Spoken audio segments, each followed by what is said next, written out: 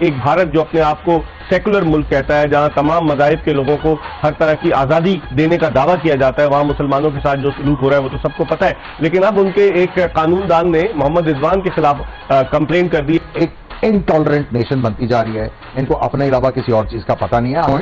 अगर रिजवान ये कर रहा है तो they should respect it, they should respect it कि भाई ये उसका बिलीफ है, ठीक है, और उसका राइट है। अब रिजवान जो है ना वैसे बड़ा सीधा सा बंदा है यार। आप रिजवान को अगर वैसे मिलेंगे ना, ही इज वेरी सिंपल। अब वो ठीक है, रिलीजियस है, सब कुछ है, वो उसका अपना है यार। वो किसी को जबरदस्ती तो नहीं कर रहा ना किसी कुछ करने के लिए। ईमानदारी वाले काम करो।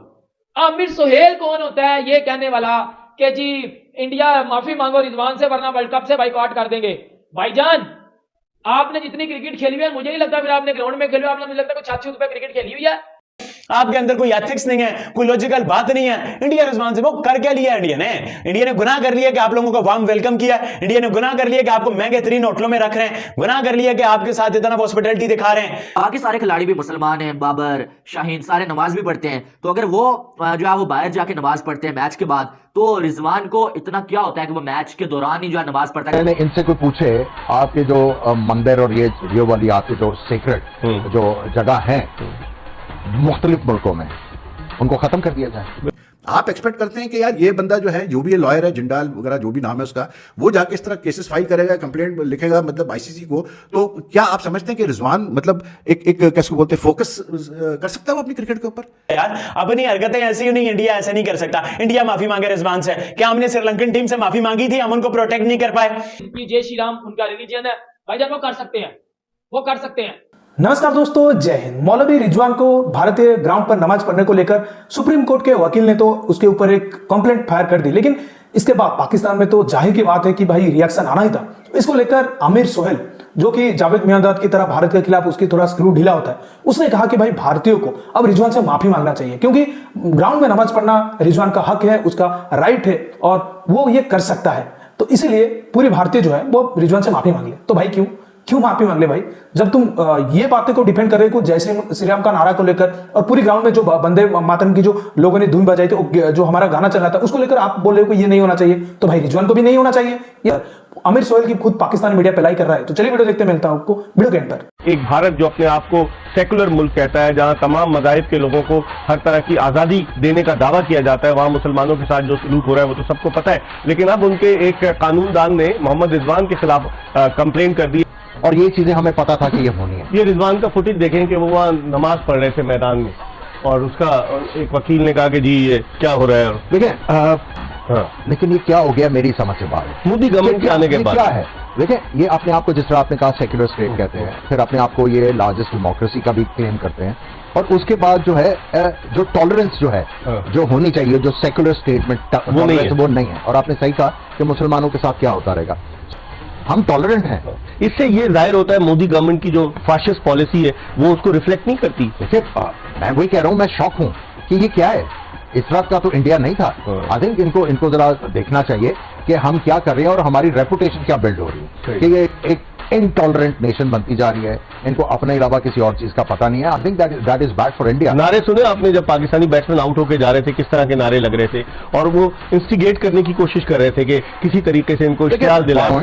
अगर रिजवान ये कर रहा है तो they should respect it, they should respect it कि भाई ये उसका बिलीफ है, ठीक है, और उसका राइट है।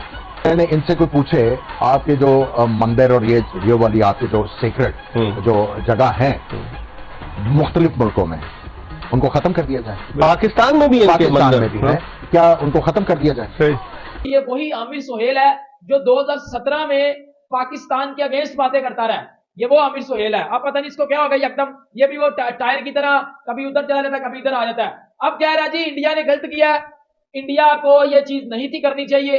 इंडिया आगे भी पास्ट में भी इंडियंस जो क्राउड है वो पाकिस्तानी प्लेयर्स को चढ़ाता रहता है, ये करता रहता है, वो करता रहता है। रिजवान ने जो भी किया या रिजवान के साथ जो भी किया गया है वो इंडिया का सारा कसूर है, और इंडिया को वो जय श्री राम बोलने के ऊपर मोहम्मद रिजवान से माफी मांगनी चाहिए। जब इंडिया हारा था जो है वो चैंपियंस ट्रॉफी का फाइनल, तो पाकिस्तानी क्राउड ने बाकायदा, ये वीडियो भी बड़ी ज्यादा वायरल हो चुकी हुई है, तब भी हुई थी, अभी भी हो रही है, विराट कोहली को, शिखर धवन को, युवराज सिंह को, रोहित शर्मा को बोला था कि बाप बाप होता है और बेटा बेटा होता है, आकर टूट गया गोली तेरी। ये चीज पहले पाकिस्तानी क्राउड कर चुका है, अब इंडियन क्राउड ने ये चीज की है। उन्होंने गाली नहीं दी, उन्होंने जो उनका रिलीजन है उन्होंने वो चीज की, जय श्री राम उनका रिलीजन है, भाईजान वो कर सकते हैं, वो कर सकते हैं। या हो कि उन्होंने हमारे रिलीजन को कोई अब्यूज किया हो या इस तरह का काम किया हो, फिर एज अ मुस्लिम मुझे भी बुरा लगेगा। ये काम उन्होंने नहीं किया, वो ईमानदारी वाले काम करो।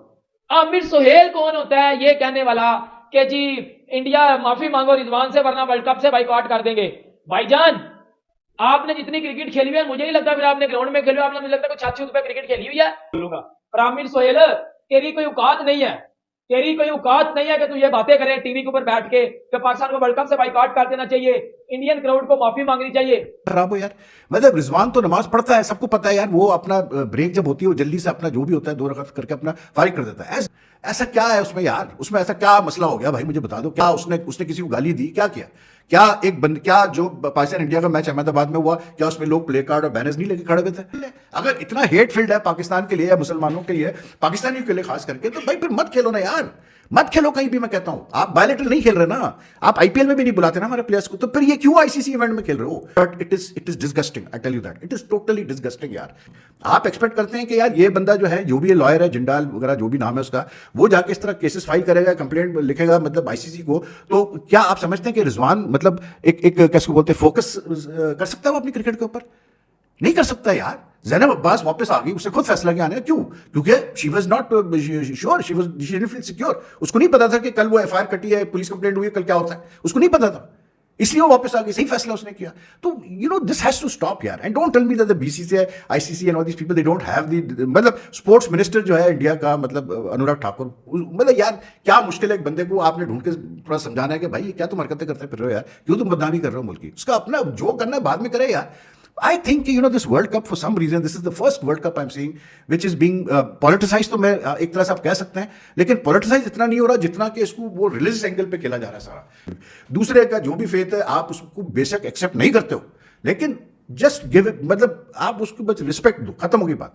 और किसी और टीम के साथ नहीं हो रहे, मुझे ये बता दें आप, सिर्फ पाकिस्तान टीम के साथ हो रहे हैं ड्रामे, मतलब किसी और टीम के साथ क्यों नहीं कर रहे आप ये ड्रामे, मुझे बता दें। इसलिए क्योंकि मतलब बांग्लादेश भी है ना, बांग्लादेश भी तो मुसलमान प्लेयर्स है ना भाई मेरे, मुझे बता दें। अफगानिस्तान भी तो मुसलमान प्लेयर्स है ना, तो पाकिस्तान के साथ ही ये सारी चीजें करनी है। मतलब जो बू करना है वो भी बाबर आजम को ही करना है, जो गालियां देनी है आपने पाकिस्तान टीम को गालियां देनी है आपने, ठीक है?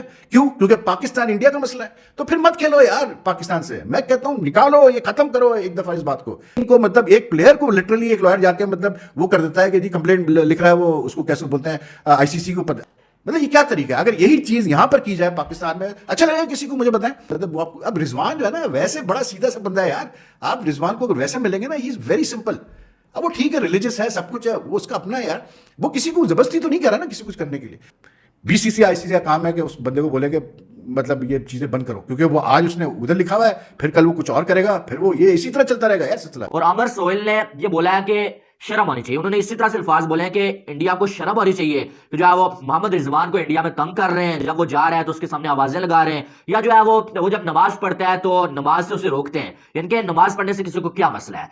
लेकिन ये चीज जरूर देखनी चाहिए कि आप नमाज पढ़ कहां पर रहे हैं, ठीक है? दूसरी बात यह है कि मैदान में भी नमाज पढ़ना गलत नहीं है, ठीक है? लेकिन बात यह है कि जब इंटरनेशनल मैच हो रहा है ना, तो बाकी सारे खिलाड़ी भी मुसलमान हैं, बाबर, शाहीन सारे नमाज भी पढ़ते हैं, तो अगर वो जो है वो बाहर जाके नमाज पढ़ते हैं मैच के बाद, तो रिजवान को इतना क्या होता है कि वो मैच के दौरान ही जो है नमाज पढ़ता है? अब उसको मालूम भी है कि उसके ऐसा करने से बहुत सारी कंट्रोवर्सीज जो है बन रही हैं, तो फिर जो है वो क्यों जो है रिजवान जो है वो बीच में फिर ये यानी कि वो सोच लोगों की उस तरफ जा रही है। इंडिया के लोगों को या बाकी लोगों को मसला ये नहीं है कि नमाज क्यों पढ़ता है, उन लोगों को ये लगता है कि रिजवान जो है वो शो ऑफ करता है, इस वजह से वो मैदान के बीच जो नमाज पढ़ता है। और ग्राउंड क्या गारंटी है कि ग्राउंड साफ होता है, बॉल नीचे लग के आता है, आपके हाथ के साथ लगता है, तो यानी कि क्या आप, ये मेरा पर्सनल सवाल है, क्या आपको उसके बाद यकीन होता है कि यार आप पाक हैं, यानी कि आप नमाज पढ़ने के लिए जो है वो तैयार हैं, बावुजू होके दोबारा से वुजू करके जो है नमाज अदा करनी चाहिए ड्रिंक ब्रेक में, और आपकी वजह से दो मुल्कों के दरमियान जो है वो इतनी बड़ी बहस मजहब के ऊपर छिड़ गई है, और जाहिर है एक दूसरे को मजहब को भी जो है बुरा भला बोला जा रहा है,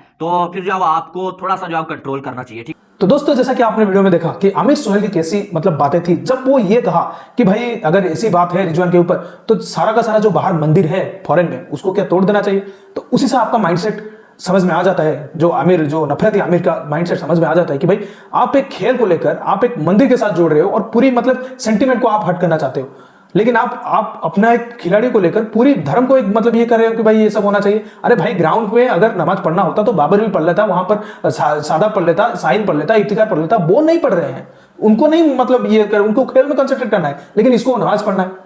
ये साफ तौर पर दिखाई दे रहा है कि भाई वो कितना बड़ा जाहिल इंसान है। और ये हम सब जानते हैं कि भाई नमाज की एक जगह होती है, उसको मस्जिद में जाके पढ़ो या कुछ मतलब आपके ईदगाह में जाके पढ़ो, तब जाके ये पाक नमाज होता है, हलाली नमाज होता है। लेकिन ये तो बिल्कुल नापाक और हराम नमाज है। ये पढ़ने की क्या मतलब बजाय कि भाई तू सबको दिखाना चाहता है।